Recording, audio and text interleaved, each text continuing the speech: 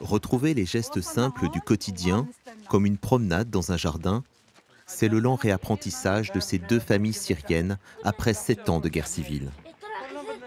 Arrivées cet été en France, elles ont été accueillies par une paroisse du centre-ville du Mans, dans la Sarthe. Ces deux familles viennent de Syrie, d'une ville sur la route marchande, entre Damas et Palmyre, Al-Qaryatan. Depuis le printemps 2015, c'est une ville martyre de Daesh. Les 40 000 habitants, majoritairement musulmans, ont subi l'oppression islamiste. La paroisse, le monastère de Mar Eliane, tout près de la ville, et les maisons des chrétiens ont été saccagées. La petite minorité chrétienne, battue, kidnappée, spoliée, a dû quitter Al-Qaryatan, qu'elle habitait pourtant depuis la période romaine. Malgré la reprise de la ville par les forces syriennes au printemps 2016, impossible de retourner vivre dans ce chaos. Tony, pouvez-vous décrire les violences de Daesh que vous avez subies?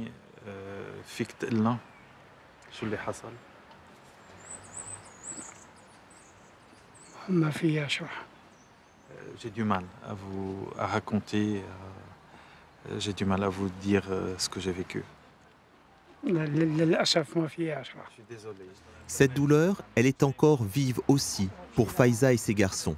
En Syrie, elle était spécialiste en hygiène hospitalière. Elle a perdu son mari dans un accident de voiture. Veuve, cette mère de 3 enfants a dû quitter son pays. Avec un traducteur, elle vient aujourd'hui se préparer à un prochain entretien devant l'administration française.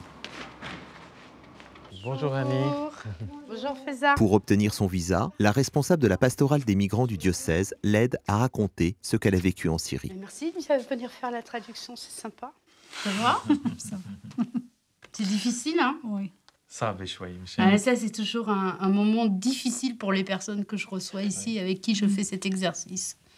يعني احنا هاي الفترة الصعبة هاي اللي عشناها يعني انه القذائف تجي من الدولة والمسلحين يقوصوا بالشوارع ونحن ما في لا عنا سطح يعني قاعدين تحت سطح يعني سقف واحد يعني ما في طوابق يعني تجي القذيفة ما نعرف وين بتجي. C'était une période très difficile pour nous. Il y avait des combats, donc des bombardements aussi, des coups de feu dans la rue. Donc on ne se sentait pas en sécurité et pas du tout protégé parce qu'on vivait dans une maison avec un seul toit, quoi. Arrivé cet été avec ses parents, Fouad ne peut pas encore travailler. Alors pour passer le temps, il cuisine en grande tenue, celle qu'il s'est achetée au pays, juste avant de le quitter. Année après année, la situation était devenue invivable pour lui. Quand je sortais le matin pour aller à mon travail, je n'étais pas sûr d'y arriver sain et sauf. Les risques étaient multiples. Cela pouvait être une voiture piégée qui explosait sur ma route, ou des miliciens, des hommes armés qui pouvaient subitement sortir dans la rue et tirer sur les gens, ou même un obus qui pouvait tomber dans la rue. Fouad et ses parents sont arrivés au Mans, sans savoir où ils allaient vivre. Malgré le drame de la guerre, ils ont conservé une foi bien vivante.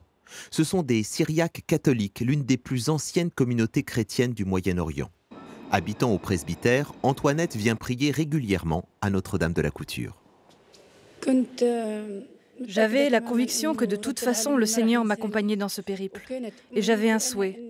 Je demandais au Seigneur que ma maison soit à proximité d'une église. Et voilà que je me retrouve dans une maison, juste à côté d'une église.